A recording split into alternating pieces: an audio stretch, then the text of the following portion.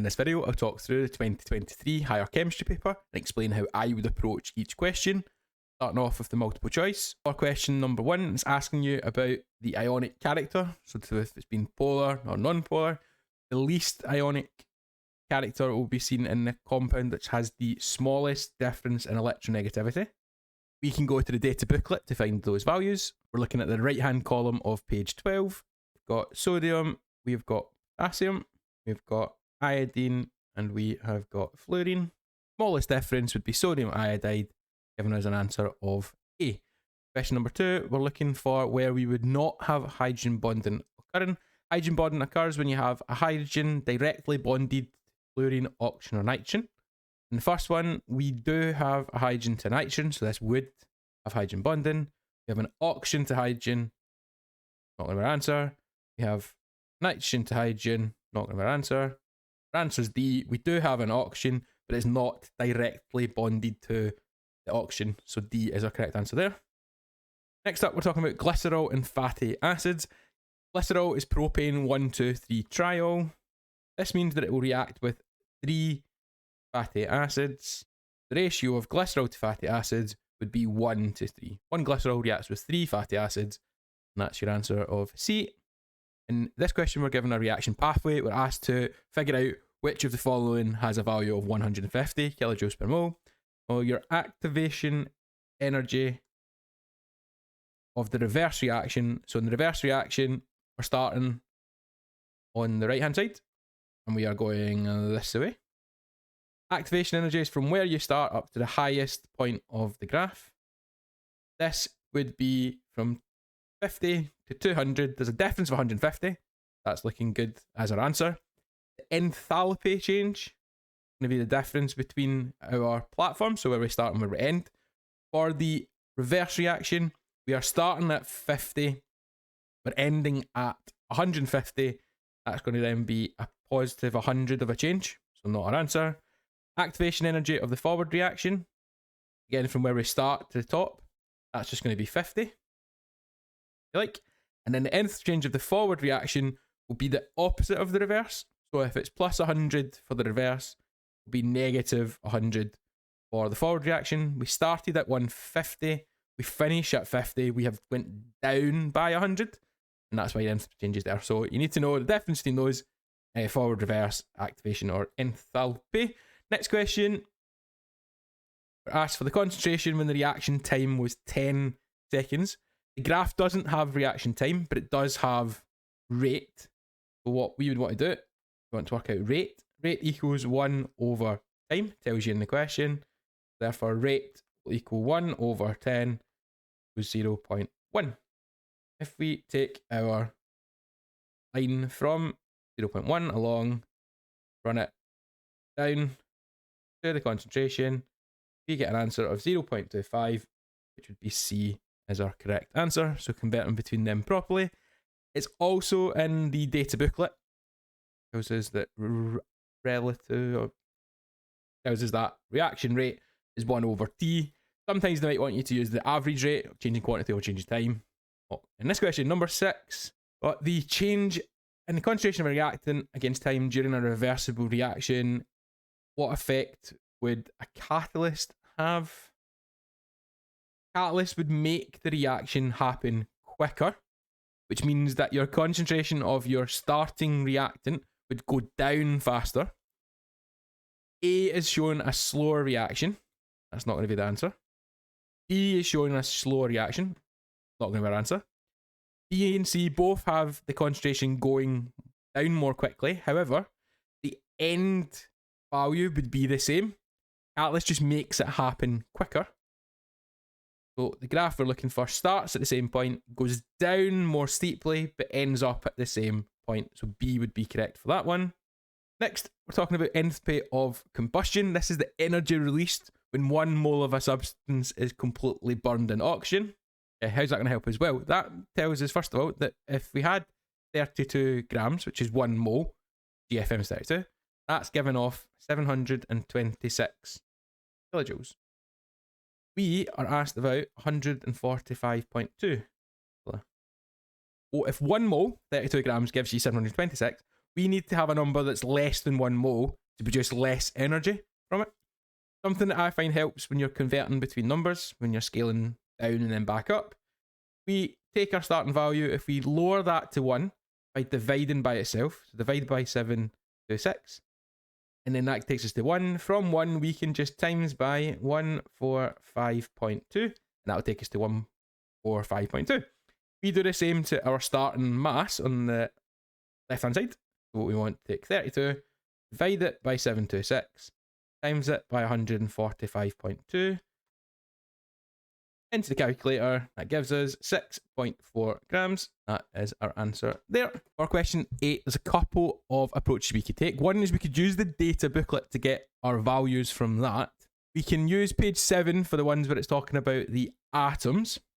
So sodium, chlorine, oxygen, and magnesium. For the ions, we could go to page 18, and that's the values there. Okay, looking at what we've got, the sodium atom is larger than the sodium ion. All the other ones are the wrong way around. Some things to watch out for: make sure you're putting the values in the right order. So is it the atom first, then the ion, whichever way around it is, and that gives us an answer of A. An other way, if you were asked to explain this, one of the things you need to consider are your electron arrangements. So sodium would be 281. When it becomes an ion, that would then be 2,8. There would be less electron shells, so less shielding of the electrons. So the sodium ion would be smaller. The electrons would be pulled in more tightly. The atom is larger because there's more shielding, so electrons are less tightly held. And you could do the same for the other values as well. But if the values are in a data booklet, that's probably going to be our best approach to do it. Next up, we're talking about which ones are never found in compounds. Compounds is when you've got 2 or more atoms joined together. Looking at the different ones, monatomic means that there's 1 atom. Cannot have 2 different elements joined together if you're only allowed 1 atom. You'll never find those in compounds. Ionic, you'll never find in elements. That could be the other way they might ask that question. Next, we're looking for an isomer of hexanal. One thing we can do is we can count up how many carbons we've got. That's usually quite a good start. We have 6 carbons here. Meth means there's 1 carbon. Bute means there's 4. That gives you 5 in total. It cannot be an isomer. We've got 1 for meth, 5 for pent, 6 could be an option. Next, we've got 2 methyls. That's 1 plus 1, so that is 2, plus 4 for the bute. That equals 6, so that could be the case. Last one, you've got 2 methyls, so that's 2. Pent is 5, so that gives you 7. So it cannot be A or D. Next up is, well, what does al tell us? It means it's an aldehyde, which means it's got carbon to carbon double bond, an oxygen with a hydrogen on the end, plus the rest of the carbons to make up the 6. What we could then do next is we could count up all the C's, H's, and O's. We have C6, we have H12, and we have an oxygen. If we sketch out the other ones, we can see which ones match up the same. Pentan means that there's 5 carbons. It's pentan 2-on. So on the second carbon is where your double bond O goes for the ketone. On the third carbon, we have a CH3 group. Putting our H's. What you'll find is that this does have the same molecular formula as our given chemical. It's arranged differently. That will be our answer. For the butanol, it's 4 carbons in the longest chain. We have an OH group off of the first. We have CH3 groups off of the 2 carbon. We have 2 methyl groups off of the second carbon. We have 14 hydrogens this time with our oxygen. That does not match the same as the one that we were given. Therefore, that's not an answer. When you have something that's double bonded to an oxygen, you can fit less hydrogens around the compound. All the alcohol won't have that issue. That's not likely to be the isomer because it won't fit around. Easiest way to make sure you're on the right path, have a little sketch of them out, count up your C's and your H's, and then you should be able to find one that has the same number of carbons, hydrogens, and oxygens, but is arranged differently. On to number 11. talking here about a condensation reaction between amino acids. So we first of all are looking to make water, which I think all of these ones do. So when you're adding carboxylic acid group and an amide group, acid part of the amino acid looks like this. The amine part, amino part will look like this. It is the OH of the carboxyl group with the H of the amine or amino group that come together. Here, not what's happening. We've got a double bond O being broken. That's away from there. Next, we have got the OH from the carboxyl group, but that is not the correct H. It should be either of those two. So I'm going to rule out E down to C. C is looking quite good. E's looking kind of good. What's the difference between these two? Ah, so we are making a peptide link. So it has to be carboxyl group and an amino or amine group. So that's our correct answer. I was looking down here and I was saying, well, that is what we're wanting to take off. However, we have got is two carboxyl groups that are combining, which isn't what the question's asking us about. So C needs to be the correct answer for that one. As I said, for question 7, the enthalpy of combustion is the energy released when 1 mole of a substance burns completely in oxygen. A and C both have 2 moles of a substance reacting with the oxygen, so they're ruled out instantly. If you are completely burning, you will make carbon dioxide, not carbon monoxide. So D has to be our correct answer there. That's it. Next up, we are reacting ethanol and ethanoic acid. And we've got ethylene ethanoate. So this, we have an ester. We have an alcohol and a carboxylic acid. Okay, now making an ester is a reversible reaction of our alcohol acid with carboxylic acid. So what would you get after time? For A, start to have esterification happening. In A, we would make some ethyl ethanoate, but because it's a reversible reaction, it won't go fully to completion. You'll still have some of your original chemicals. So all 4 things would be found in A. And actually in B, some of the ethyl ethanoate, the ester, would break up into the alcohol and carboxylic acid. So both of the flasks could had both of the chemicals, or all the chemicals in it, because it's a reversible reaction. You remember that with the esters, that might help with that question. Number 14, we are trying to balance the charge using electrons. So we've got 2 iodines. We've got 6 oxygens because it's 2 IO3s. We've got 6 waters giving you the 6 oxygens. 12 H pluses balances out 12 H's. And now we need the electrons. Let's look at charges then. So on the first one, 1 minus charge, but there are 2 of them. That's 2 negative. It's a 1 positive charge, but we've got 12 of them. On the product side, that is going to be a 0. And that's going to be a 0. There's no charges on them.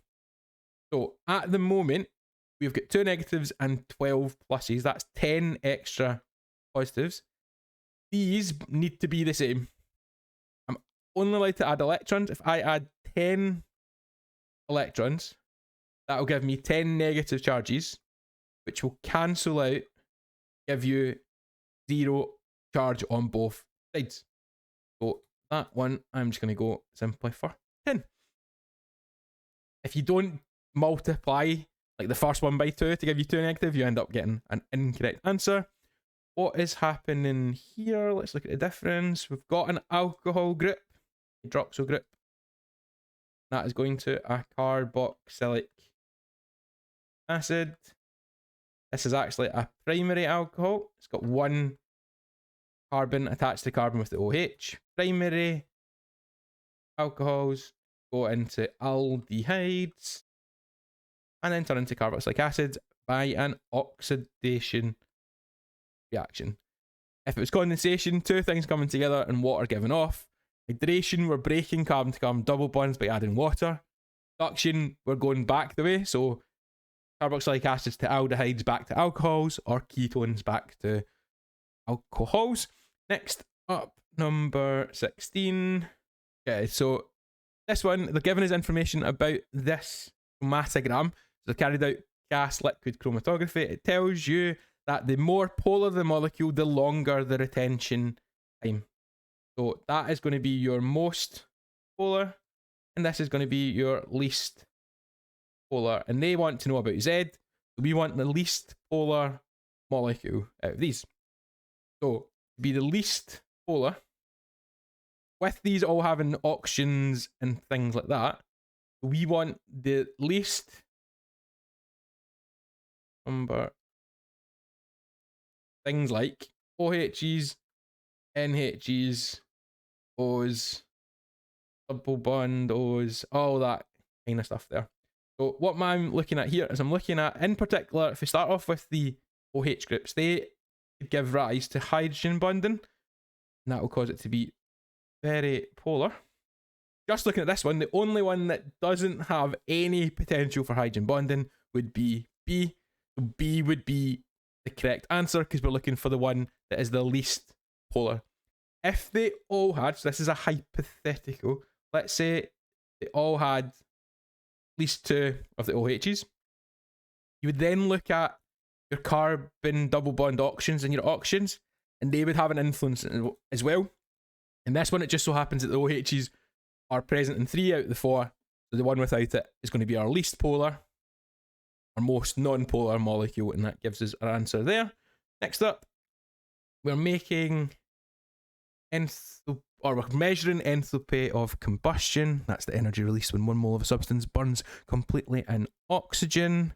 We're looking for something that would not give us the most accurate results. So if you're using a draft shield, you lower heat escaping to surroundings. That would get you towards the answer that we're supposed to go on, so that would improve it. At the moment you'd be measuring the heat of the can, we'd want to know, at the moment you're measuring the temperature of the can, if you did that, you'd measure temperature of water, which is a good thing. Glass is less conductive. That's a bad thing. That would not help us. It would stop the heat getting into the water as easily. If you stirred the water, you'd get a more even temperature. So you'd mix it all up together because the water towards the bottom of the can would heat up first, but this would give you an even temperature, and that would make your results better. That's number 17. For number 18, we're talking about the ball-like structures formed when we're using soap. They are called micelles or micelles. For that, okay, what do we need to know? So, pictures we have, so tails inside, heads outside, and that's going to rule out the bottom 2. That non-polar head dissolves in water. Well, water is polar, so that does not make the sense of the description. Like dissolves like is the idea to think about. So A has the correct picture but not the correct description. B has both. The ionic head dissolves in the water, and the non-polar tail will dissolve in the oil or grease droplet, and that forms that ball-like structure. So first thing I would do is check, is nickel sulfate soluble or insoluble in water? Okay, nickel sulfate is very soluble. Okay, now we are adding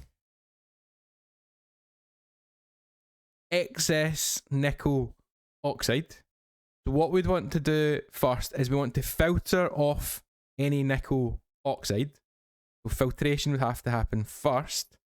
Then if you evaporate off what's remaining, that will give you your nickel sulfate.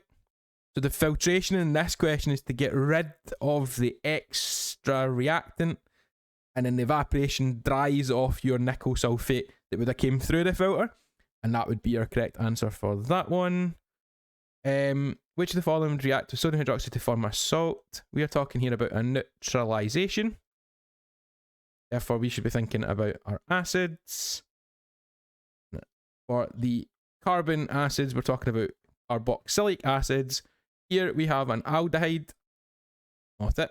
Next, we have an acid. Which is it?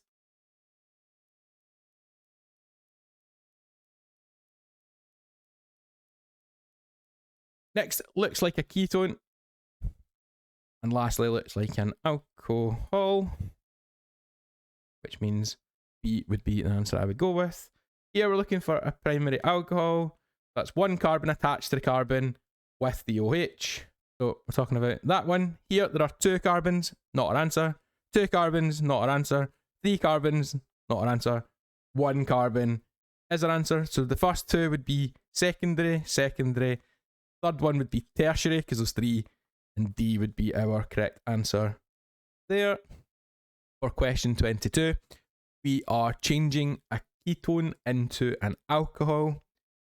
We could draw the full chemical out. In this case, I'm just going to draw out part of it with the functional group.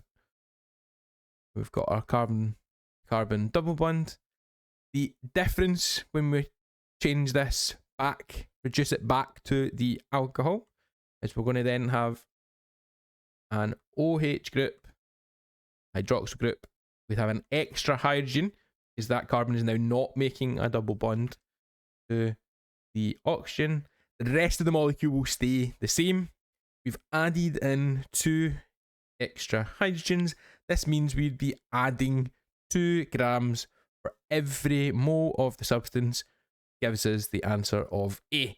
If you drew out the full thing with the methyl group off the 4th and the 5 carbons, it's going to do the same thing, because those parts don't change. It's only the functional group that changes. A is the correct answer here. In this question, we're talking about molar volume. Talking about volumes at same temperature and pressure. We can use the fact that number of moles will equal the volume of the gas divided by the molar volume. If you're at the same temperature and pressure, the molar volume will be the same. What this means we can do for questions like this is, if we compare the number of moles, the substance that has the same number of moles as the 16 grams of oxygen will have the same volume as the 16 grams of the oxygen. You don't need to get molar volume really involved in this. So it's a number of moles question. Things we need to remember is that for the oxygen is diatomic. So oxygen is going to be 2 times 16 for the O2. That's going to give you 32 as a GFM, not 16. Otherwise, we would end up with an incorrect answer. It's 16 over 32, which gives you half a mole. When it comes to the other chemicals, we need to know our formulas. Carbon monoxide will be CO. Carbon dioxide will be CO2. Nitrogen dioxide will be NO2. And dinitrogen tetroxide will be N2O4. You're going to do number of moles divided by GFM. That's what we're doing for these ones here. So for number of moles, we get mass divided by GFM. So our number of moles for the carbon monoxide one, it will be 21 as the mass. There's a carbon and an oxygen. It's 12 and 16. You get them from the data booklet. That's going to give you 28. That's not going to give you 0.5. You could put it in a calculator and get it. I'm just going to rule that one out. Next up, carbon dioxide. We've got 2 oxygens, 16 each, so 32 from them, plus the 12 for the carbon. That will give you 44 as a GFM. That's going to give you a number of moles of 1. Not going to be our answer. Nitrogen is 14. 2 oxygens would give you 32. 32 plus 14 gives you 46. 46 over 46 again gives you 1. Not going to be our answer. In this one, we've got 2 nitrogens, so that's 2 times 14, so that's 28. 4 oxygens is 4 times 16, so that's going to be 64. Adding them together gives you 92. And if you do 46 divided by 92, that does give you half a mole. B is going to be our correct answer.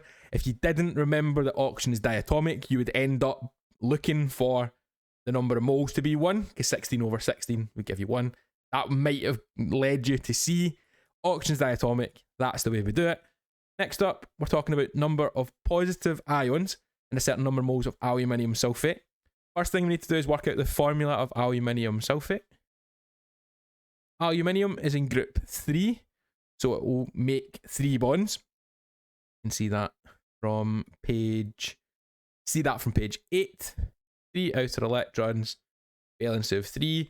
Sulfate is going to be on page 9. So at nat 5, ended at 8, it was on page 8. higher. It's now on page 9. Not quite as, doesn't quite have the same ring to it, but it is on page 9. It's SO4. It makes 2 bonds.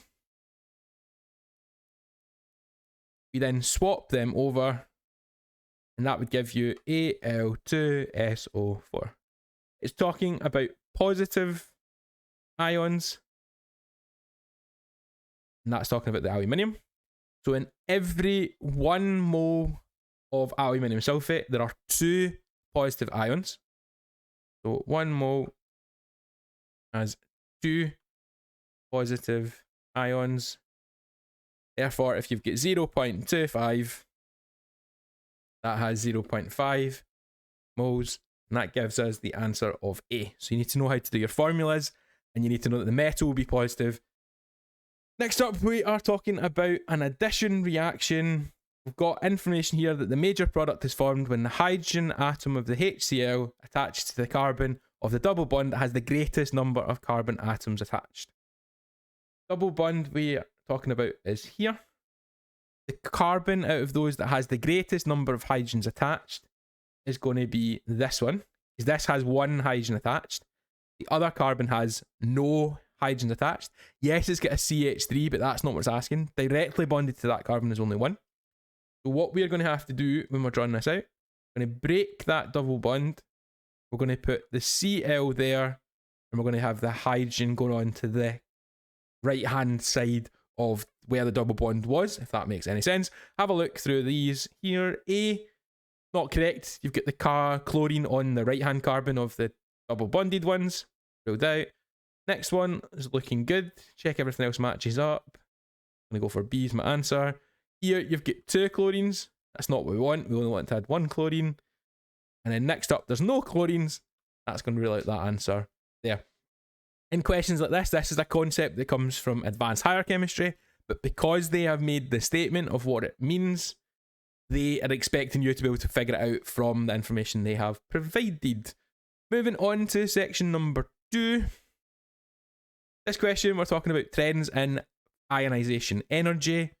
We're asked to explain why there's an increase in first ionization energy from elements D to element K. Overall, we are increasing the ionization energy as we move across the period. The atomic number is increasing. Atomic number is to do with the number of protons. If you have more protons, you would have a stronger attraction for the outer electrons, and that would result in an increase in the first ionization energy. Only 1 mark, so something like there is an increase in number of protons.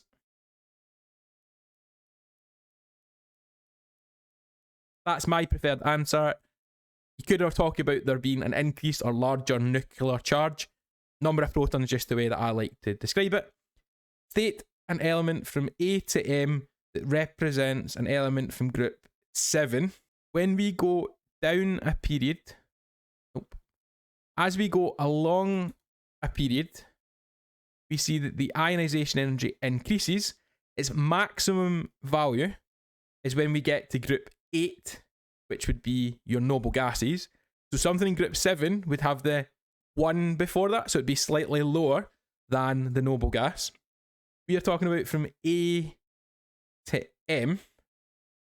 So if we have the highest value is going to be for C, so 1 before that would be something like B. Another noble gas would be, so if we've got, so if I'm saying that's going to be group 8 or group 0, that would be group 7, that would be group 6. If we keep going, that would give you 1st, 2nd, 3rd, 4th, 5th, 6th, 7th, and then 8th again, which makes sense because it peaks. So the next period would peak at the noble gas. The 1 before that would be the group 7 halogen. So B or J would be the correct answers for that one. And both of them, we only put in 1 for a question like this, but those are the 2 options we could put. Next up, we're asked to explain the large increase between the 1st and 2nd of sodium. First thing I would do is find the electron arrangement for a sodium atom, which is 281. The first one would take away that outer electron. The second electron would come from the inner, more tightly held electron. So we need to say something like that. Removes electron from inner, more tightly held shell. There's less shielding and more energy required to remove. So something to do with it's a more stable shell that we're removing from in the second case, and that's going to require much more energy to pull it away from it and ionize the chemical. In this one, we are asked to identify the value for sodium, and in this case, we're going from a 1+ ion into a 3+ ion, and we're removing 2 electrons. This means there's going to be 2 values added, and that could be the first plus the second, second plus the third, third plus the fourth, etc., etc. So if we started at normal atom of sodium, that would then become Na plus an electron. That is the first ionization energy. If you're not sure where I've got that from, you can look on page 12. That's exactly what it says here. Well, not exactly, because Na instead of E. Basically the same thing we've got there. The next ionization energy would be when we're going from Na plus to Na2 plus an electron. That would be your second. The third one, we start at Na2 plus, we go to Na3 plus an electron, and that would be the third. We are starting here. We are finishing here. This means we should only care about the second and the third ionization energies. The question says that those 2 values are given here. To get the total energy, we want to do 4,562 plus 6,910 to give us an answer of 11,472 kilojoules per mole. So if you're unsure if it's talking about first, second, whatever it might be, look in the data booklet, figure out which ones we're talking about, and add those numbers together, giving us our correct answer. Next up, we're talking about electronegativity. This answer has to mention something about the bonding electrons, the electrons in a bond. My definition would be electronegativity is a measure of the attraction an atom has for the bonding electrons. Electrons in a bond. Something like that. Next, we're going down the group to explain what happens to the electronegativity. We want to talk about more shells, more shielding, more screening, whatever way you want to say it. As you go down a group, there are more shells which cause more shielding of the outer electrons. There's a weaker attraction. There's a weaker attraction for the bonding electrons. Next up, which of the group 2 elements is the best reducing agent? Here we're looking for the top right of the page 13. You have your reducing agents towards the top right of the table. The oxidizing agents would be down at the bottom left. Group 2, lithium is in group 1, cesium's in group 1, rubidium's group 1, potassium's group 1, strontium is in group 2. So going off that, strontium is the first one that comes up from there. So my answer would be strontium. Another way you could do it is reducing agents would have a low electronegativity. They help other elements gain electrons. You go to back to page 12.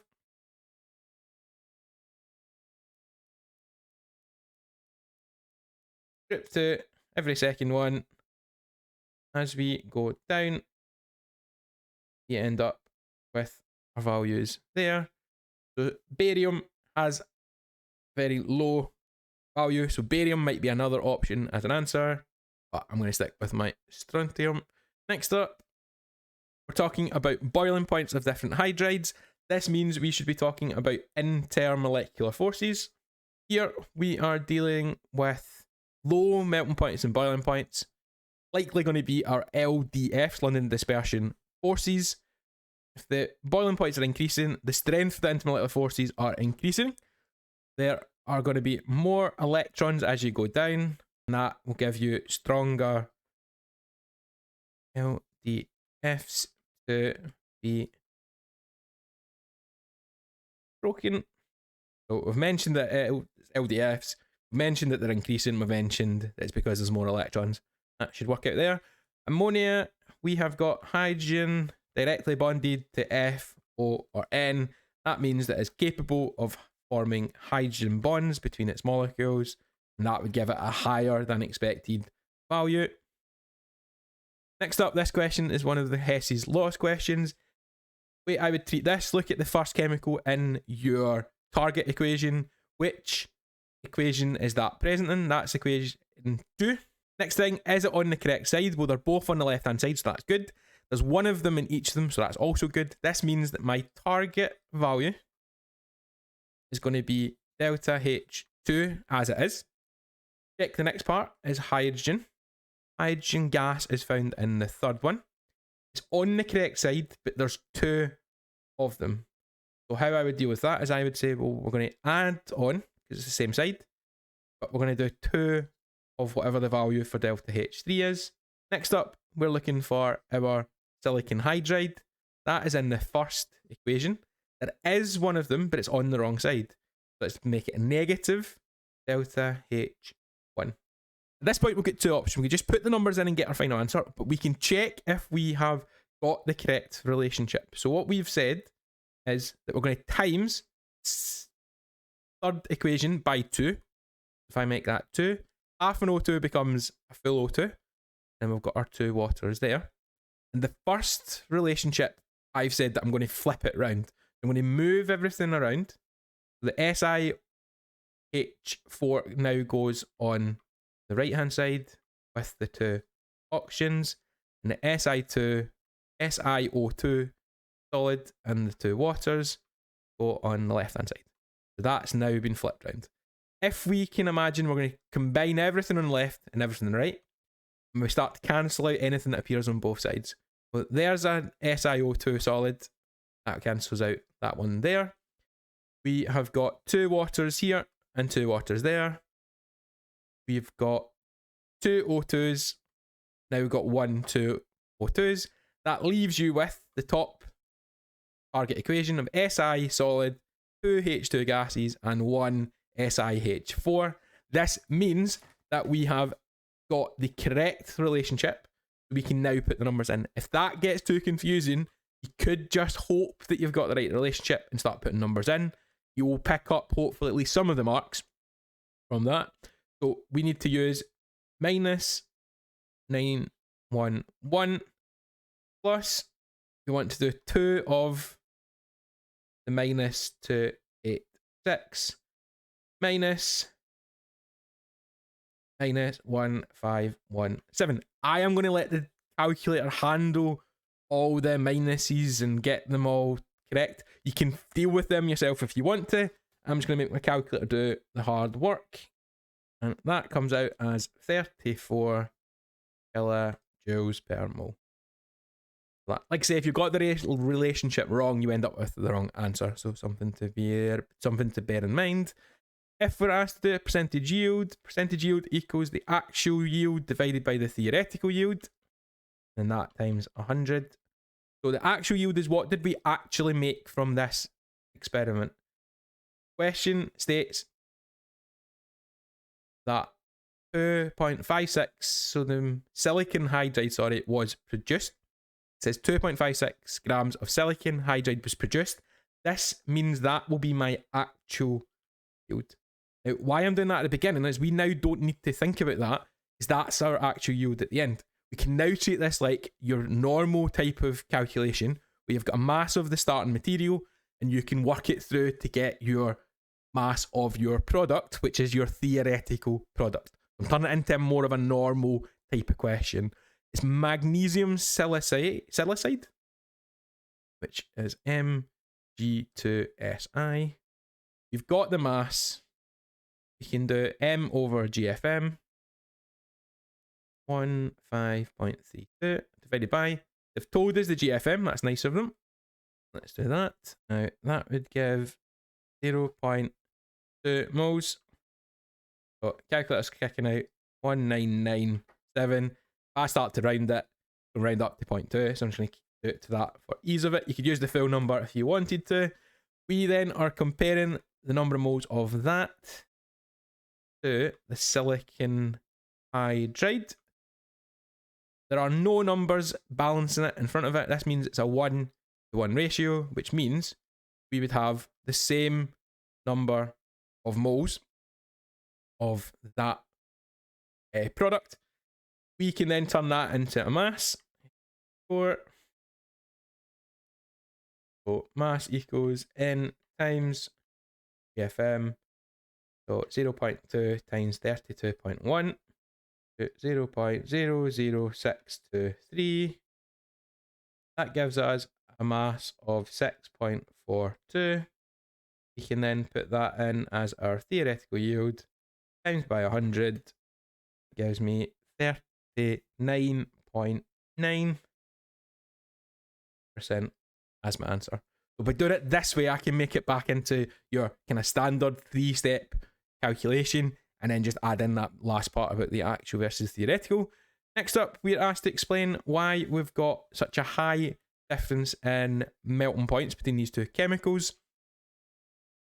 Depending on how confident you are in your shapes, you might be able to tell silicon hydride is tetrahedral. It's a symmetrical shape. This means it's going to be a non-polar molecule.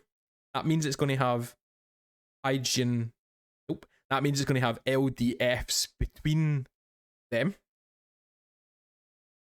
With the high melting point of the silicon dioxide is one of our covalent networks.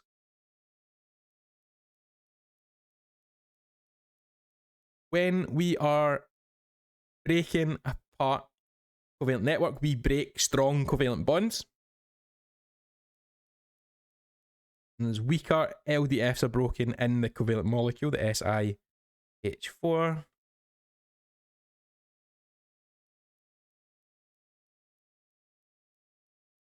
So you need more energy to break up the covalent network than you do to separate the molecules in the silicon hydride, and that should pick up your 3. You've compared the strength, talked about the differences between them, and that should pick up all 3 marks. Next up, we're talking about the systematic name of glycerol. We looked at this a little bit before. So here is your glycerol with your fatty acids sticking out of them. There are 3 carbons, so it's propane. It's 1, 2, 3 triol because there are 3 carbons, because there are 3 hydroxyl groups coming off of those. I would like to include the E, so it's propane, 1, 2, 3 triol. You will accept out the E on the end of it, but it's so propan, but propane, 1, 2, 3 triol is the one we've got from there. We are forming fat molecules from fatty acids and glycerols. Sorry, acid plus alcohol goes into your ester plus water. That is a condensation reaction. This one you could use esterification. I'm going to stick with condensation. Next up, identify the functional group circled. C double bond O is just simply called the carbonyl compound. Asked about chemical Y. It's a carbonyl compound. This means it's going to be a ketone or an aldehyde. If it's an aldehyde, the C double bond O would be at the side, which is not. This makes it a ketone. There are 1, 2, 3, 4, 5, 6, 7 carbons. That's going to be hept. Single bonds between the carbons, so it's heptan. This is the second carbon, which is why I'm going to have a 2.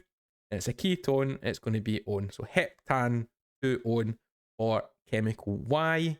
Next up, we're looking to convert Y into Z. We're going from a ketone into an alcohol. That is a reduction. The more typical one is when we oxidize them. We're going back the way, and that gives you a reduction. If you're going back towards an alcohol, it's likely a reduction reaction. State which of the reactions gives an increase in the oxygen to hydrogen ratio. This is describing an oxidation. So the difference between W and X is we're adding on an extra oxygen. We're removing 2 hydrogens. That's going to be your oxidation. And the other one, we're losing oxygens. going from X to Y, so that would be a reduction. And the last one we described as being a reduction as well. So step 1 is going to be the only oxidation. Next up, so here we're talking about converting fatty acids into hydroxy carboxylic acids, like so. They can react together to form a cyclic ester.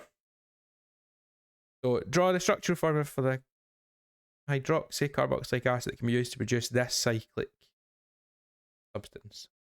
Okay. Well, this looks like a bit of a funky one. So we would have our two functional groups. So if I took off that part with that part, that would then join together. If they come together, we get our C double bond O, our O. What I'm thinking, so these would kind of come and join up. Well, we've already got that here. So do I just simply need to cut that there, turn that into an OH, and make that into a H? There I go. So what would be the easiest way of doing this? So I've got my C double bond O OH, that's that reform part there. That then goes to 1, 2, 3, 4 carbons. 1, 2, 3, 4. On the fourth one, I have an OH group. So that's that part there. That's making sense. And then you've got your 5, 6, and then your 7. Put on 1, 2, 3. Then simply just pop in my hydrogens. This question's asking for a structural formula. I could do shortened versions, like CH3, CH2, CH2. This is giving me more information, so I'm probably going to just stick with full one.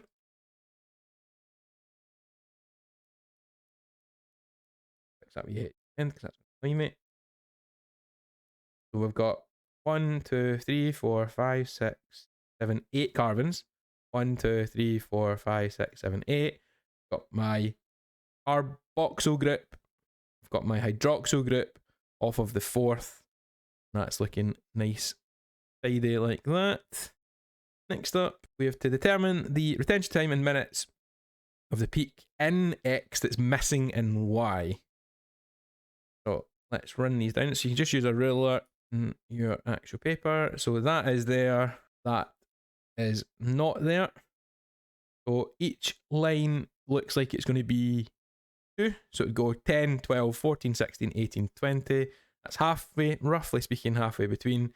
If that's 12, that's 14, roughly 13, 12 and a half, whatever it might be. But we want it in minutes. I'm just going to say we've got approximately 13 minutes. All the other peaks, I'm presuming, are accounted for. Shuffle along. That matches. And that one matches as well. And that would be my answer to that one. Next up, in this chromatogram, we are focusing in on chemical 3. This is too high a concentration. If we diluted the sample, that would bring the values under the graph and we could actually determine what concentration we've got. So dilute the sample. Same way as if you're doing a titration, you require too much of the chemical, you can dilute it and that'll bring everything down and let you get better results. Next up, now dealing with proteins, and we're talking about amino acids. We are asked to state the term for amino acids obtained through the diet. Those are essential amino acids. From the diagram and the table, draw a structural formula for glutamic acid. Okay, so we're going to want to first split these up. Next, we want to see if any of the amino acids are the same as each other. So, for example, if you look at the first one, if we say that's A, just label it. Next one is different. Our next one looks like it's the same as the first one. They're identical copies. Next up, that's different from both of the ones before. Next one looks same as the second one, so B, they both matching together. Next one looks like it's a new one. Let's call that D. And then our last one looks like it is different again. E. It's something that might be a wee bit confusing. The order of them matters. So here we've got a methyl group coming off of the second last carbon, but an E, the one I've labelled E, that's got it higher up, so one carbon before that, so they're different. We are asked to find out which one is glutamic acid. It tells us in the table that glutamic acid, along with leucine, appear twice compared to the other ones. So I think we can rule out C, we can rule out B, and we can rule out E. So A and B, one of them has to be glutamic acid, the other one has to be leucine. The only thing I can think that's going to help us is it says that it's an acid, therefore it would have a extra carboxyl group in the side chain, which would mean B would be our glutamic acid.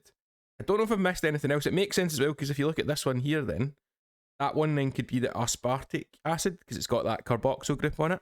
I might have missed something earlier in the question, but that's how I am going to approach this. So then what we need to do is take that section and we need to copy it out.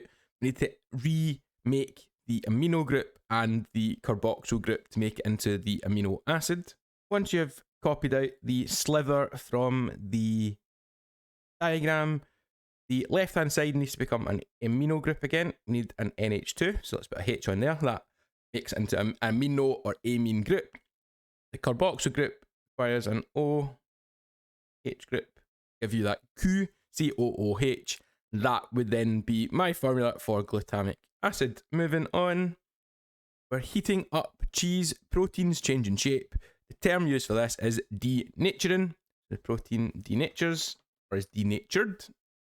The next one, we are making a mixture of cheese, proteins, water, and an emulsifier. Their job is to prevent the non-polar and polar liquids from separating.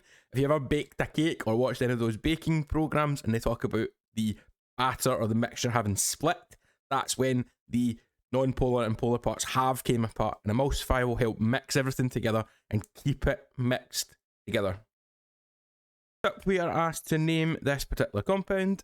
It starts off with calcium at the front.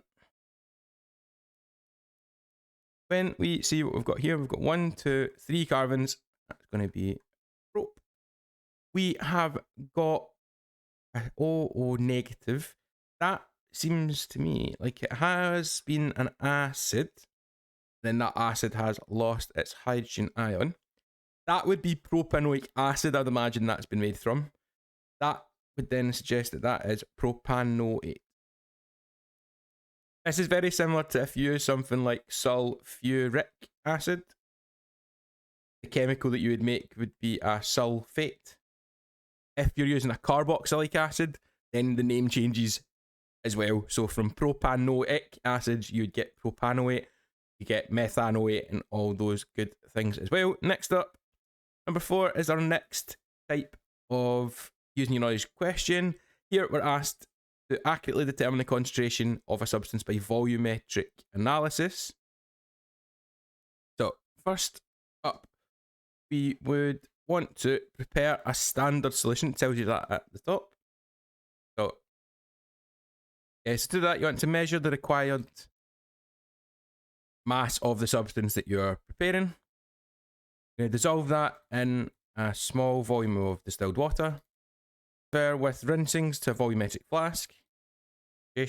Make up to the graduation mark with distilled water. Sometimes people talk about using deionized water over distilled water. Standard flask, volumetric flask, all works the same. So we now have our chemical that we want to, our chemical we're going to use to determine the concentration of our unknown substance.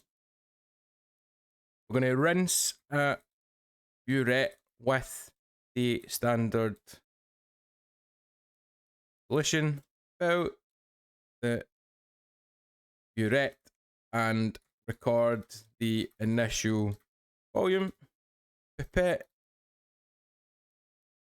a known volume of your unknown concentration substance into a conical flask. Add appropriate indicator.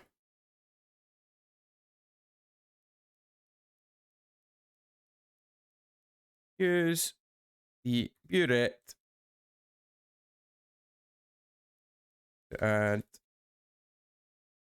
standard solution. until a colour change occurs. Now, I've described each of these pieces of equipment, or the fact that we're using these pieces of equipment in our experiment. I wouldn't think they would need you to have a separate list for them. I feel like this should be sufficient to pick up the marks.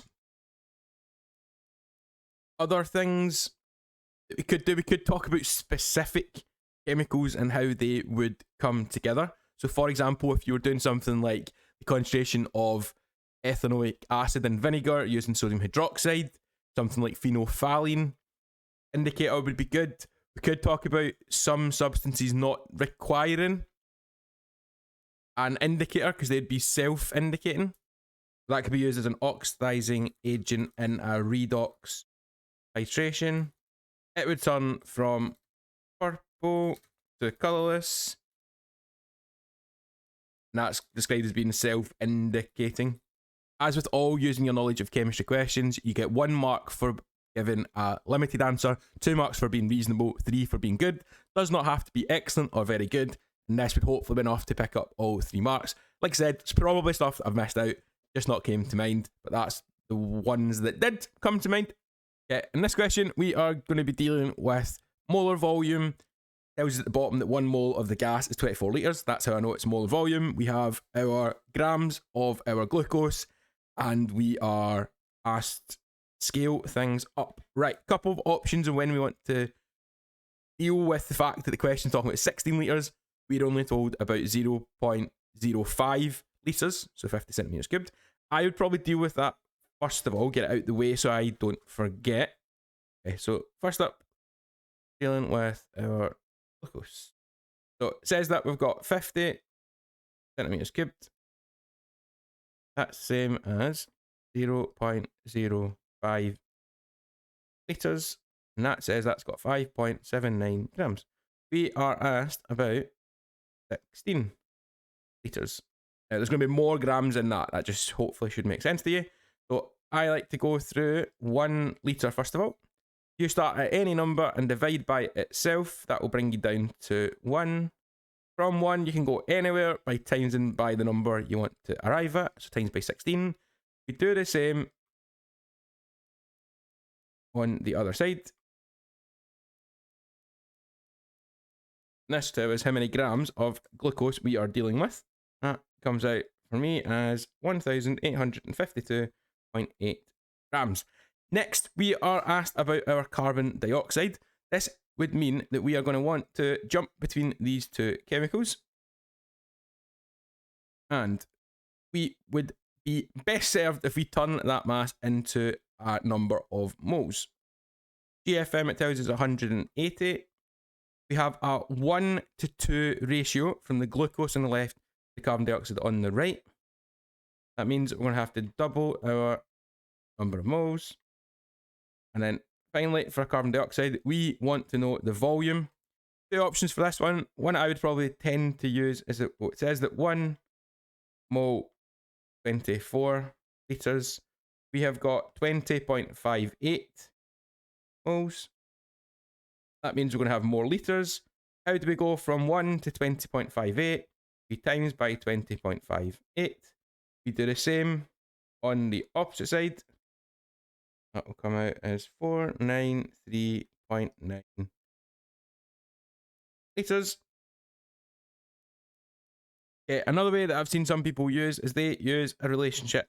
Is N, the number of moles, equals the volume divided by the molar volume. This is very similar to the one where we use mass over gram formula mass.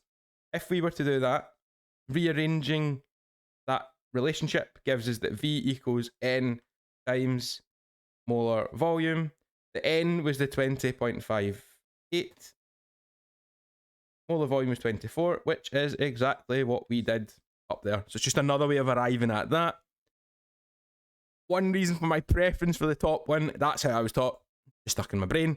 The other thing with the N equals V over MV, that is not in the data booklet. You're deriving that from the NMGFM one, which means that your mind might play tricks on you in an exam. This is my preferred method. Both work the same. Doesn't matter as long as we get to the correct answer. Next up, atom economy. We find that relationship in the data booklet. Percentage atom economy is the mass of desired product over the total mass of reactants times 100. It's talking about ethanol, so ethanol is the chemical that's going to go on the top line. This question has told us the GFMs, which is nice. What you need to watch for as well is if there's a 2 in front of it, we need to do 2 times 46, not just 46. Otherwise, you will get the wrong answer. And then on the bottom line, we have got just 1 glucose, so it's just going to be 180. And that gives us an answer of 51.1%. The good thing about the way these questions work is if you decided to do it for the total mass of the products on the bottom line, it still works out the same. You'd have 2 times 46, which is 92. You'd have 2 times 44, which is 88. Add them together, you get the same number. If you add those 2 together, you get 180 as well. So because of the conservation of mass, the mass of the products will equal the mass of the reactants when you take into account the balancing numbers. So that's my answer there. Next up, we are talking here about percentage of alcohol, specific gravity. This is something that's not covered by the course, but it will tell us hopefully everything we need to know here. So with to use this relationship, we have to plug the numbers in to get our answer. We do want the percentage alcohol by volume. The first thing we need to do is the change in specific gravity. At this point here, we are halfway between these 2 numbers. So our first number before fermentation will be 1.075. We can then take away our second answer. And that's again halfway between these 2 numbers. So that would be 0.985 divided by 0.7362 times 100. Sticking that into the calculator, watch out, make sure that it's taking the 2 numbers at the top away from each other. Sometimes calculators like to have a mind of their own. That'll give us 12.2% alcohol. That is the value. In this question, we're asked to distinguish between methanol, which is an alcohol, more specifically, it's a primary alcohol, and propan-2-one, which is a ketone. Here, we're going to need to be thinking about our oxidizing agents. And we need to think about the chemicals that would react with our primary alcohol. So, 2 ones that are used for those would be acidified potassium dichromate or hot copper oxide. It needs to tell the results for both the compounds as well. So I would probably go for the acidified potassium dichromate. That colour change is from orange to green. That would happen with the methanol, but not the propan-2-one. Other chemical you could use is hot copper oxide. That would change from black to brown. And that's with methanol, not propan-2-one. Get from there. In this question, we are looking at extracted compounds from plants. These are going to be your essential oils we're discussing now. In this one, they end in -ene. They are made up of from isoprene units. And these chemicals are your terpenes. They are unsaturated hydrocarbons made from isoprene units. Isoprene units are 5 carbon groups. In this question, we're asked to circle a unit of isoprene in here. We need to take 5 carbons. So we're going to want to have all 4 carbons here, plus either of the 2 carbons on the side. And that will allow you to have 5 carbons in the other one as well. I would probably go for that as my one. This would be the other isoprene unit. I only need to circle one of them, but that would be how the 2 of them come together. If you wanted to, you could go the other side, and that would still work as well. Something like that. What you are not to do, you can't just go in the middle here and say, well, that's 5 carbons. Well, that is 5 carbons, but the rest of the molecule is not connected together. So you have to pick a unit that allows, or you have to pick the unit that leaves another unit. So I'd probably go for the bottom one there. 5 carbons, isoprene, just like that. Got geranyl acetate undergoing hydrolysis produces alcohol and something else. What kind of chemical have we got? You need to recognise that we've got an ester link in here. Esters are formed when you have an alcohol, which would be this part here, because it's where the oxygen in the chain is. And you've got a carboxylic acid. And what does it say here? Name the other product. So it's a carboxylic acid. There are 2 carbons. Ethanoic acid is the name of the product. I'm pretty sure for this one, they don't want you to just say carboxylic acid. They want specifically the name of that chemical. That'd be ethanoic acid. Next up is one of the calculation questions where we need to use proportion and scale things up. How I deal with this typically is I'd start at the end of the question. We're talking about a 70 kilogram adult in 1 day. I'm going to deal with the kilograms first. It tells you that there's 10 milligrams for every 1 kilogram. That's how I'm representing per kilogram. So if we had 70 kilograms, same as in previous questions, well, we times that by 70. Then we times the other side by 70. We've got 700 milligrams of quinine. Next, it's saying it's in 1 day. And it tells us that this is required every 8 hours. So 1 day is 24 hours. So if there's 700 milligrams in 8 hours, then to get to 24, it is just times by 3, but we can use what I've done before. If you divide by the first number to give you down to 1, take you down to 1, times by 24, that is the same as timesing by 3. Sometimes it's obvious or more obvious what the scaling factor is, but my way I've done it will always work. That will give you 2100. Make sure we get our units right. That is milligrams as our answer. This question doesn't specify which units it wants, so this would be an appropriate answer. If we wanted to turn it into grams, we would divide by 1,000. Kilograms probably isn't the best unit. It would be, anyway, divide by another 1,000, 0.0021 grams. Either of them would get you, I'd say one of the first two is probably most appropriate, but that would pick up both marks there.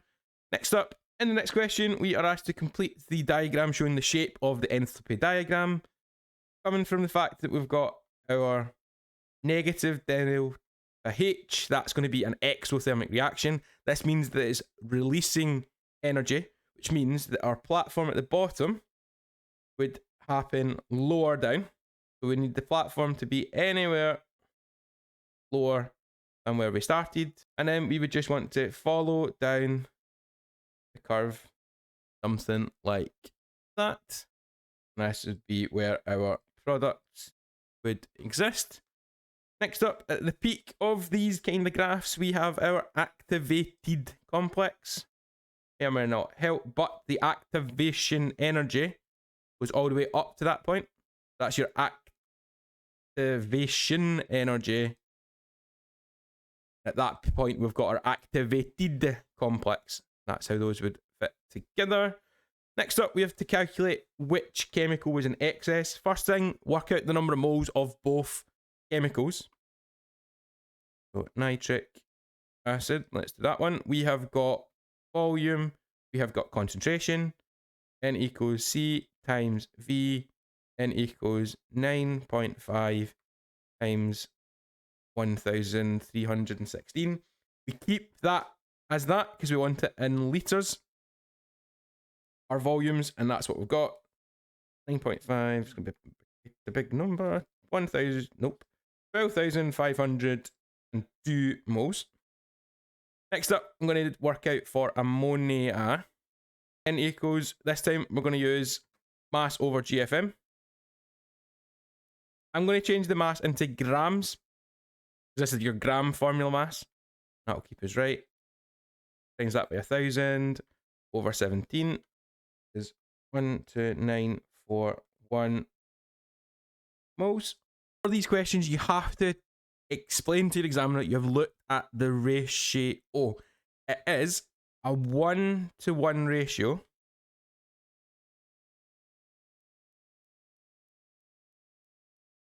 Now, if we were to use all of the nitric acid,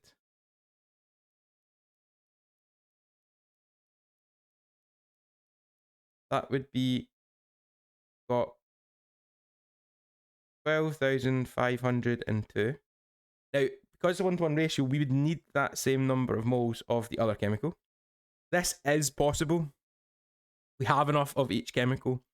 If you were to use all of the ammonia, which is the 12,941, we need again that same number. That is not possible. If there was different ratios, that might change what our answer is, but there are more moles of the NH3, the ammonia. We can use up all of the nitric acid. So nitric acid is a limiting factor. The ammonia would be in excess.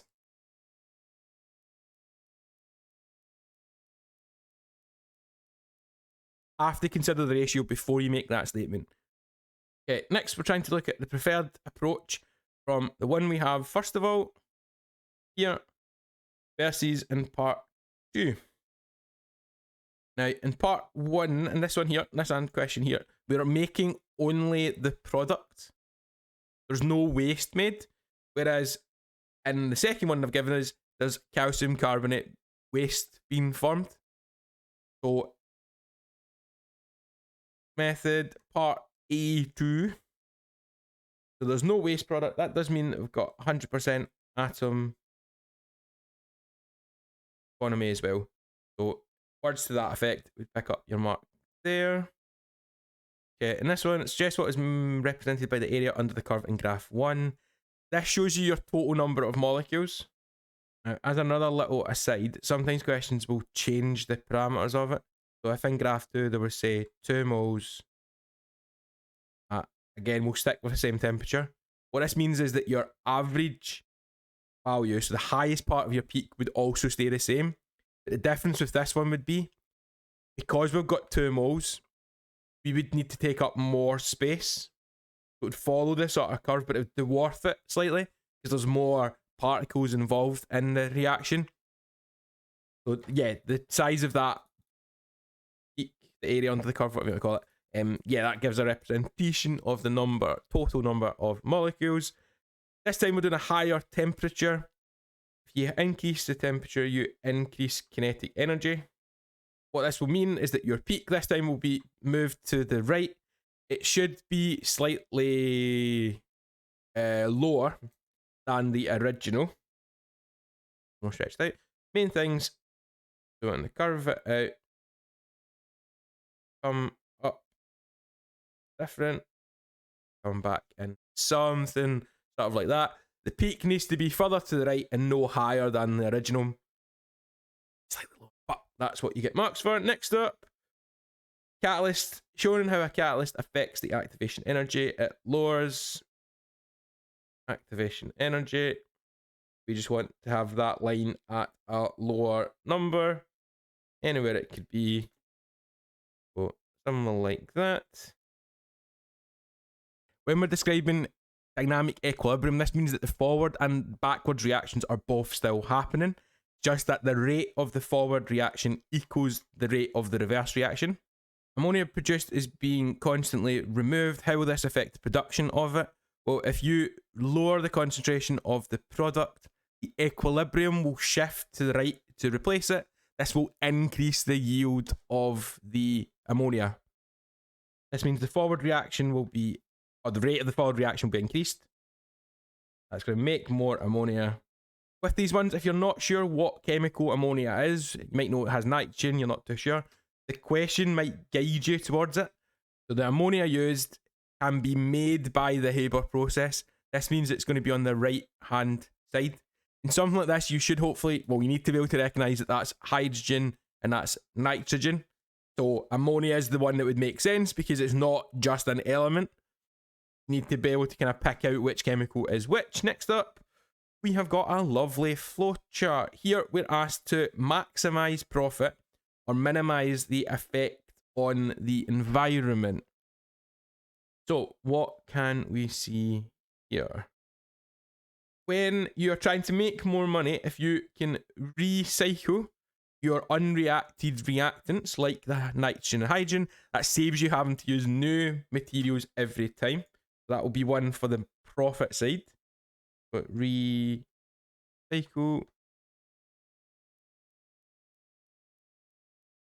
unreacted gases. Questions often ask you to do that. So they'll show you there's hydrogen and nitrogen coming out, and you would cycle them back up. I've got it up there as well. So two places where they're recycling them and bringing them back in. What else have we used? We've got a catalytic chamber. Use a catalyst, you can have a lower temperature and still get the same results. Those would be the two ones that spring to mind there. It's just any of those two that you've got.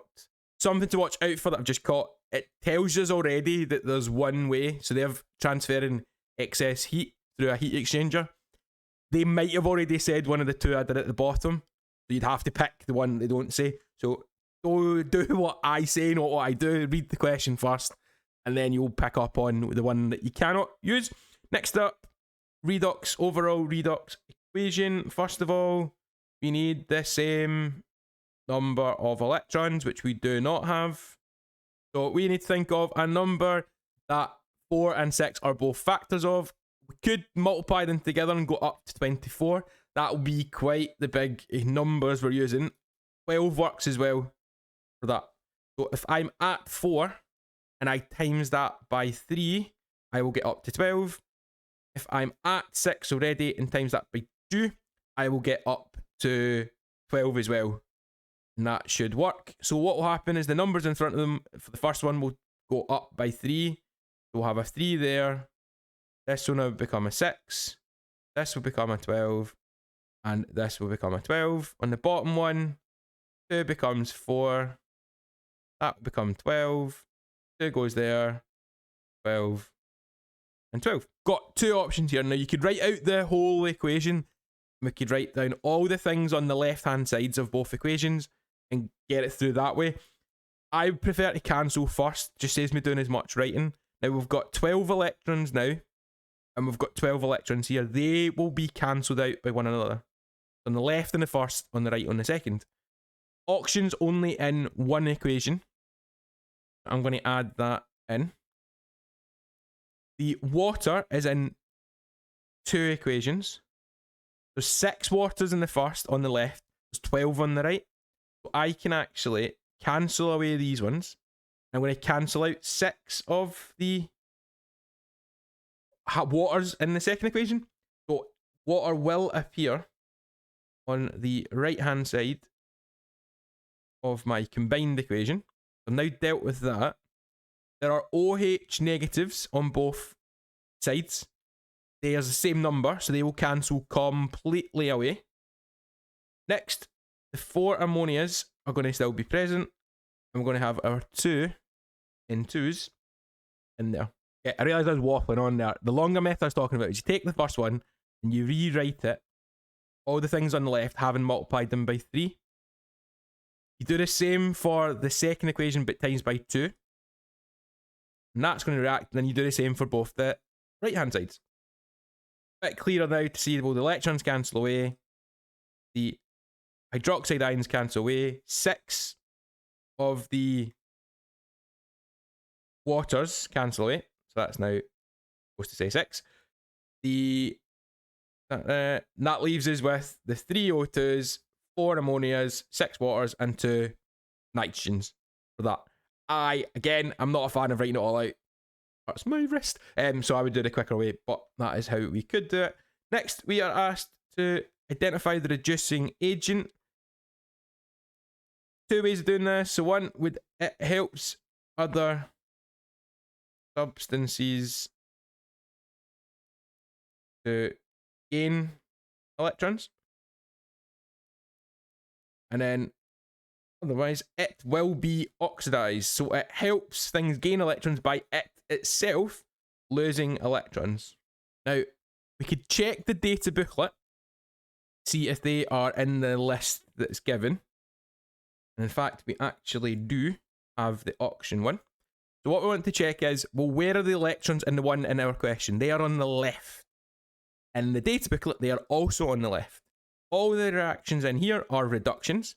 I can say that this top equation is the reduction equation. That means instantly the other one has to be oxidation. We have our electrons on the left because we're gaining electrons. We have the electrons on the right because we're losing electrons. Now, the chemical that's the reducing agent, well, if we go for my first way, helps the other things gain. Well, the oxygen has gained. That means that the ammonia has helped it to gain. Or, if it's losing electrons, it's in the oxidation reaction. So, NH3, ammonia, reducing agent in that question. It's the chemical, it's driving everything forward. Next up, talking about tap water, high levels of dissolved metal. This is going to be your hard water. And it's hard water with soap that causes scum to form. So lime scale and things. Exercise that next. Scum, great word. We are asked to state the term to describe the head of the soapless detergent. State the term used to describe it. So ionic head, dissolves in water. This means it's going to be hydrophilic. It likes water. With these kind of questions, sometimes they allow either of them, like ionic head, hydrophilic, polar, all those good words. But we have got a hydrophilic head. That should be the answer there. Next, we're asked to calculate a concentration of calcium. So calcium is going to be what we're going to finish off with. That means we need to start with the other chemical, which is EDTA, ethylene diamine tetraacetic acid, in case you cared. We can work out the number of moles by doing concentration times volume. Concentration is 0.0045. We're going to times that by the 9.3 centimeters cubed, but turn that into litres. Life easy. So 10 to the power of minus 3. See what we get there. When there's loads of different numbers, it's sometimes quite hard to determine, like, am I using the 9.3, the 50? 50 of the water, calcium ions found in water, calcium ions in the tap water. That's the volume we're going to use in this last part of the question. Now, I didn't actually just put that in just now. Sometimes it helps if you put it in place. You're not going to try and use it, maybe. So that would be 0.05 litres. So first up, we get our number of moles.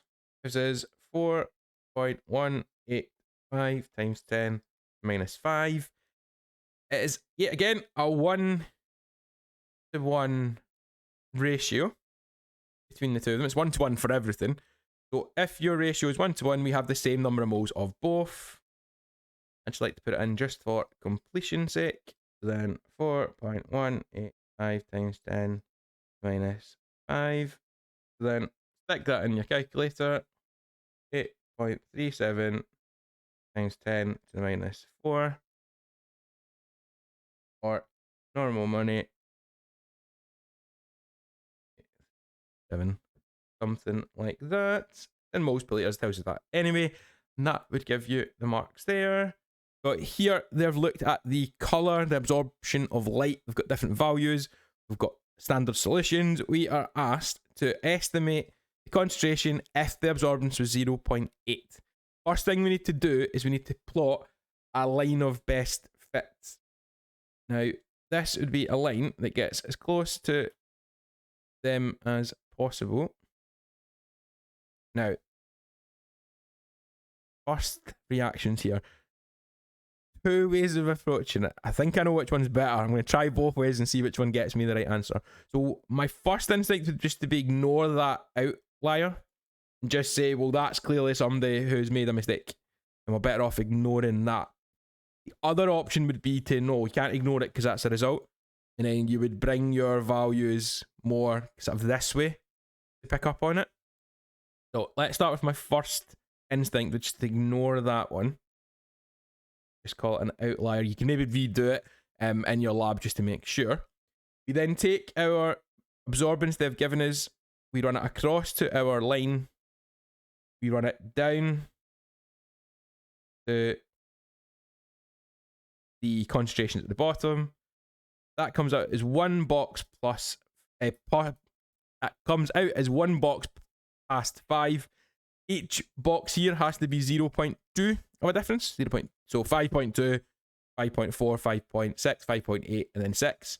So my answer here would be 5.2. Now, just check the marking scheme for this question. It says 4.4 to 5.4. Now, if we were to do it having taken the other one into account, or sort of there-ish, run that along to my red one. Okay, that gets 4.4 for that. Because that's right on the very edge of it, so if I was to say we did the line of best fit even higher up, you're going to be out of the allowed values because you're going to be too small a value. So let's say we stick with the go for the one ignoring that one that I'm describing as an outlier, and then that will get an answer. You need to do a line of best fit. You can't just use the points that are there. You have to plot your line of best fit first before you're able to pick up your answer.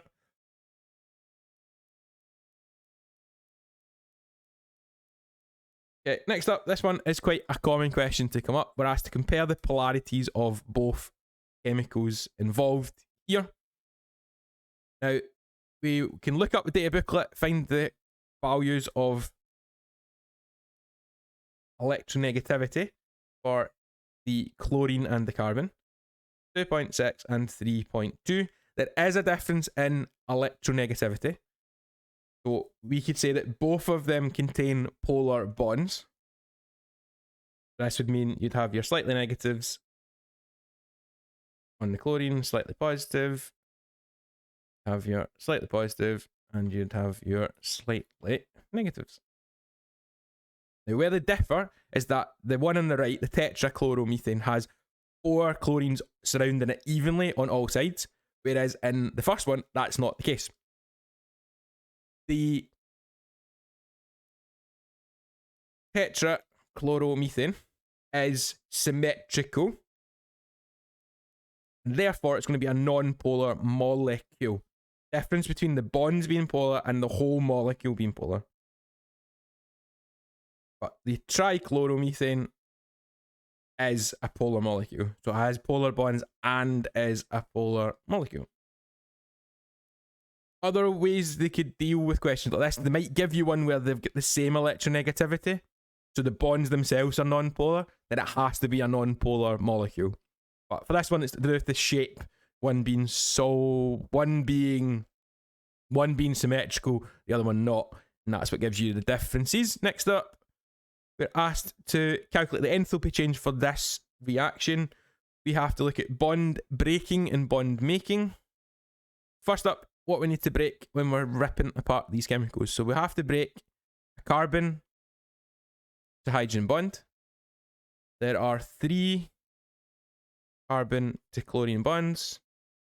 There's a H to F, but there's 2 of them because there's a 2 in front of it. So it's H to F times 2. On the making side, H to Cl, 1, 2, C to Fs.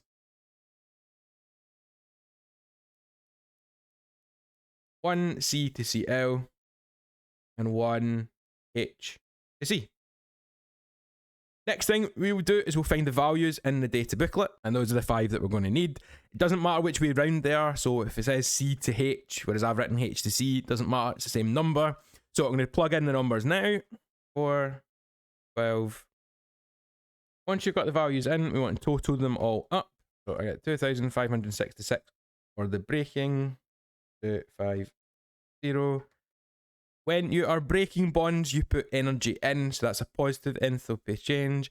When you are making bonds, you release energy, so that is negative. So what are we trying to do again? Enthalpy change, so delta H, just minus 14. Minus 14 kilojoules per mole.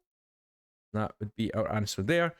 Some people might have spotted, well, you've actually got same bonds in making and breaking. So, for example, you ignore out the C to H because it appears on both sides.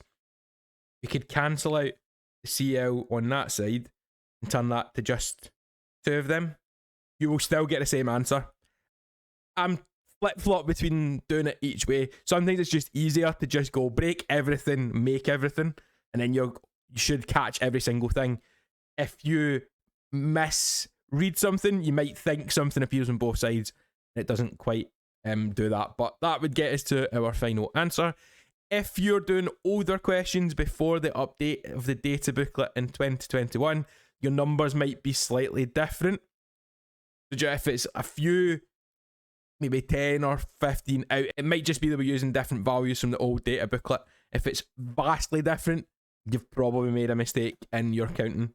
Second, using your knowledge of chemistry questions. Here we're talking about dog food, and they're asking us about long shelf lives, appearance, texture, and nutritional value. Yeah, explain the role of different compounds in dog food. Yeah, there's a whole bunch of stuff we can talk about here. Right, I'm going to work backwards. Emulsifiers. So we talked about that earlier. Emulsifiers emulsifiers keep polar and non-polar liquids mixed together. So fats and oils are non-polar and water is polar. So we're giving examples of why you would need to have emulsifiers when you're dealing with these two things.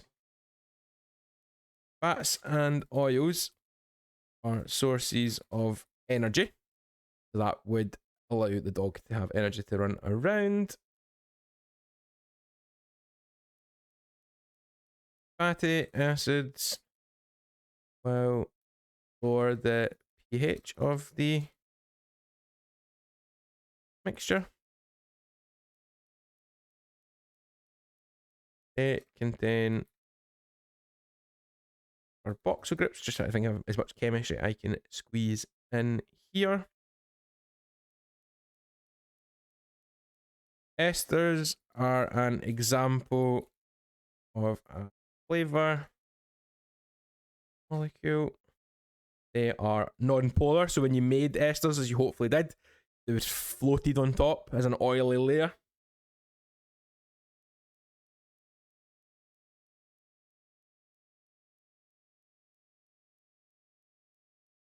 And they are formed by the reaction of alcohols and carboxylic acids.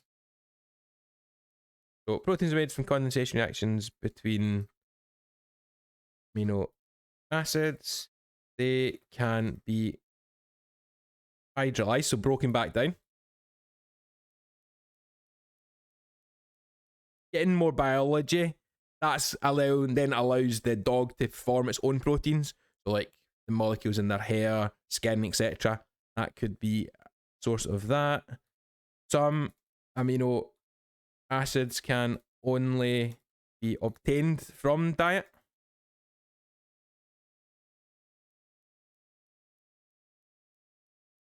I'm aware I'm parroting back what one of the questions earlier says, but if it's there, we might as well use it.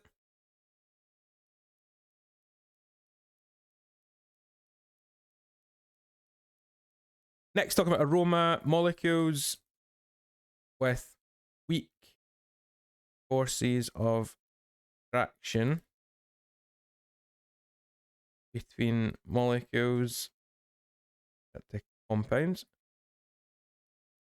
Compounds with weak force of attractions between molecules will easily evaporate. We describe that as being highly volatile, so high volatility.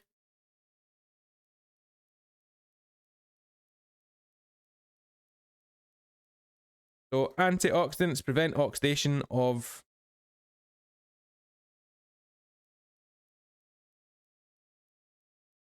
compounds.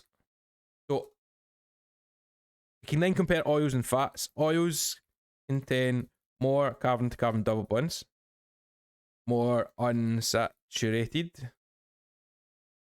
than fats and are more susceptible. So when they go off, we can talk about them becoming rancid, and that's the kind of rotten, not very nice. Adding in something you could do, you could add in some of the formulas. So you could draw out the peptide links, proteins. You could draw out some esters, if we talked about that, oils, etc., etc.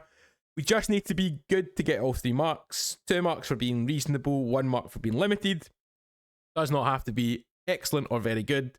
Again, quite possibly missed out some things we could talk about, but as long as you get enough information there, it's at a higher chemistry level linked to this question, then we should be okay.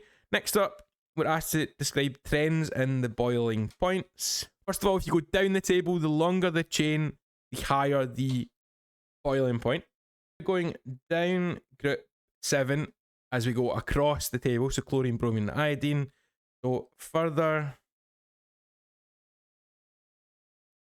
down group 7, again, what's happening there? The higher boiling point. Next up, we're asked to describe the forces of attraction when we've got bromoethane.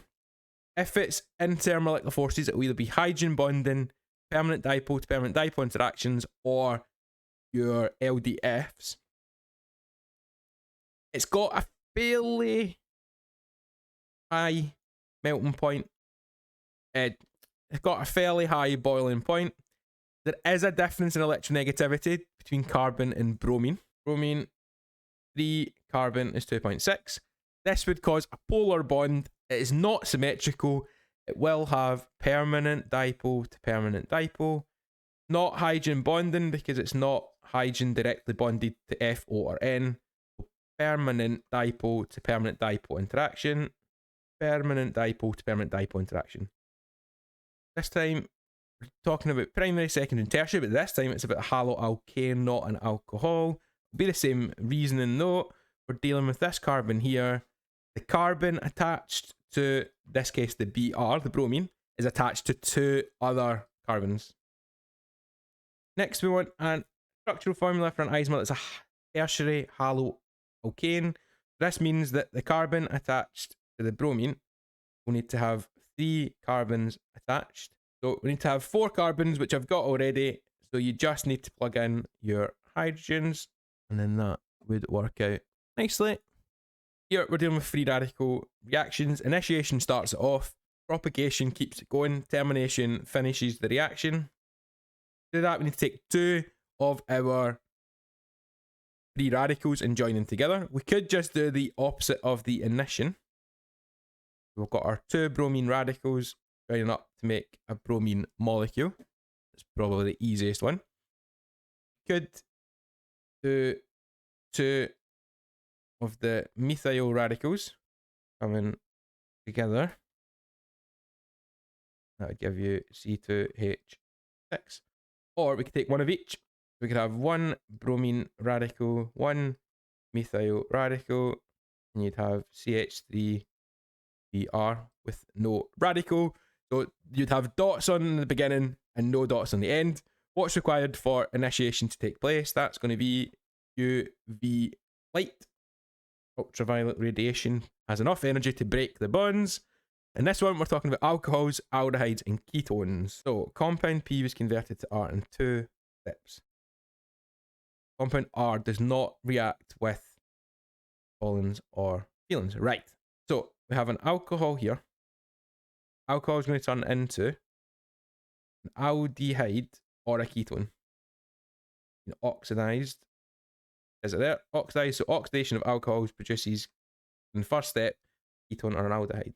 The fact that it does not react means it has to be a ketone. We've got 4 carbons. Pop your 4 carbons in a row. A ketone has the carbon-to-carbon double bond not at the end. So in an aldehyde, it would be at the side.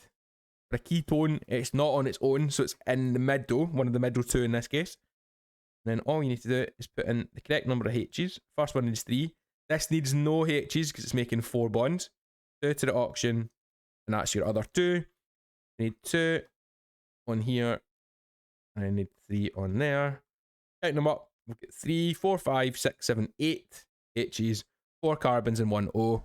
That would be your substance R. Let's read the question. We're asking about P. So how do we work our way backwards? Well, we want to turn that back into the alcohol.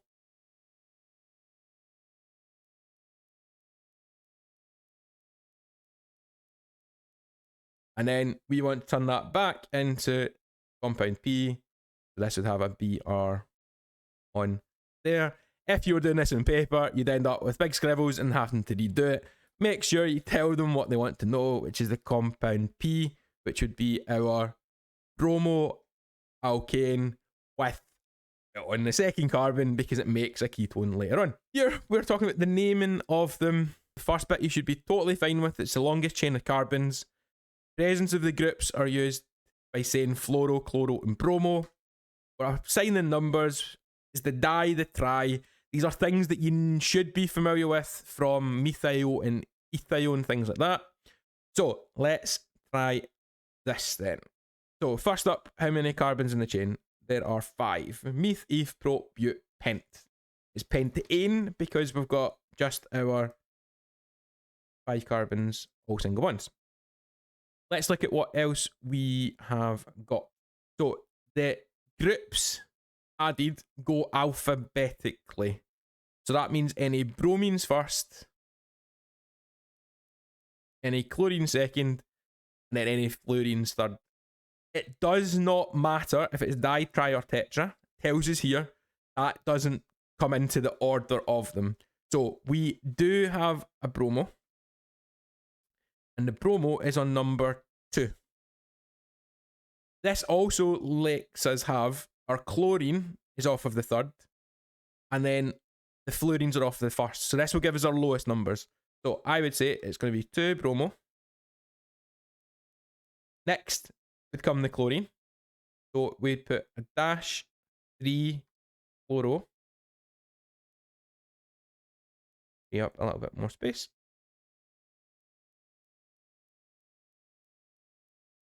Here we've got 3 fluorines. Each fluorine needs its own number. So 1, 1, 1. There's 3 of them, so it's tri.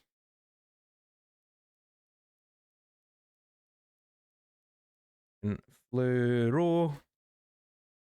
Pentane. 2 bromo, 3 chloro, 1, 2, 3 trifluoropentane. It tells you how to deal with all the parts. Think of it not as one whole big answer, but think of it as, well, it's pent because there's 5 carbons. It's trifluoro because of the 3 fluorines. It's 3 chloro because it's a chlorine off the third, and it's 2 bromo because of the bromine off the second. Think of them as separate parts. Don't try and do it all in the one hour because you'll just end up very, very confused. Next up, we're talking about measuring the mass of substance into a crucible using a balance. 2 options. The easiest one for us would be to place crucible on balance and 0 / there it. So this will make it display 0. And then he's going to transfer 1.5 grams of mixture into the crucible. Other option you could do, you could put the crucible on the balance, record the value, so the mass of the empty balance. You then add in your 1.5, then you can remeasure it, and you can see if it's changed by 1.5. So this is the easiest way of dealing with it. That. So make sure it says 0, add in your value, and record it. Moving on. This one, they're decomposing a carbonate to produce carbon dioxide and oxygen. Why do we need to lift the lid? Lifting the lid will allow the carbon dioxide to escape, and that will help basically the reaction move along. You might have done something like this similar earlier in your chemistry career. So one of the things that sometimes in S3, maybe S2, looking at the burning of magnesium. So you, instead of putting magnesium carbonate in, you'd put in your magnesium, have your crucible with your lid, and you lift this up to allow oxygen in to help burn it. I don't know if it's a deliberate ploy, so that's what my first thought was. That's what I'm more used to having seen. In this one, we're not adding more to the mixture, we're removing the carbon dioxide. So make sure you carefully read through the description so you can get it correct. Next up, why is the Bunsen burner suitable for heating this? A more trivial question is, why is a Bunsen burner not appropriate? So it cannot be appropriate if it's a flammable mixture. So in this one, reactants are not flammable. Question I've seen often is they're talking about like esters, alcohols, carboxylic acids, things that do go on fire quite easily. So you wouldn't use a Bunsen burner, you would use a hot plate or a water bath. This one, we have to calculate the mass of calcium carbonate present in the mixture. First thing I'm thinking is, difference is from the CO2 being lost. So I think my approach would be, so the number of moles of carbon dioxide, if I take those away from each other, that gets 0.304 grams. Divide that by the GFM, gives me the number of moles. 0.0069 moles. The 1-to-1 ratio have the same number of moles for magnesium carbonate. Mass would equal times GFM. So multiply that by 84.3. That would give me 0.582 grams. Oh, right. So the hesitation in my voice was, I was thinking, well, why wouldn't we just use the mass of the sample afterwards as our value of magnesium carbonate? Because all we've done is lost carbon dioxide. And the reason we can't do that is if we actually question, there was a mixture of magnesium oxide and magnesium carbonate. So that value, lost it, the 1.294 is the magnesium oxide and the magnesium carbonate together. It's the mixture rather than just being magnesium carbonate. So if we know how much carbon dioxide is lost, we can trace that back to the magnesium carbonate, because the magnesium carbonate has broken down to give off the CO2, and then we get to our answer that way. Right? My brain was saying, why don't I just write down that number?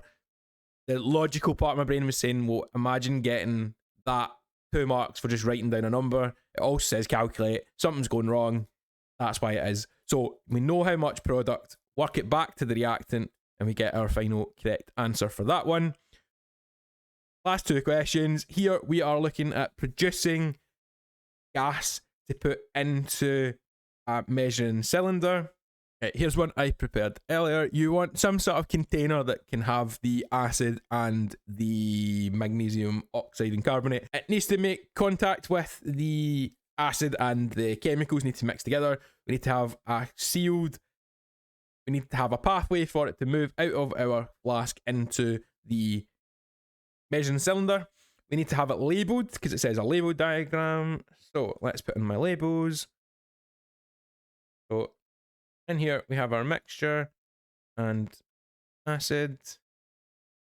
That's pretty much it. I've just used conical flask. You've got your delivery tube. You've sealed up your flask so everything passes into your delivery tube, out through the water into the measuring cylinder to calculate that. Suggest why it can be collected over water. Now, the other way we could have collected the gas, we could have used a gas syringe. If the chemical dissolves in water, you must use a gas syringe. Otherwise, some of it would be lost into the water. The fact that we can do carbon dioxide this way is because carbon dioxide is insoluble in water. That brings us to the end of the paper. That's how I would approach each of those questions. Thanks for watching. Goodbye.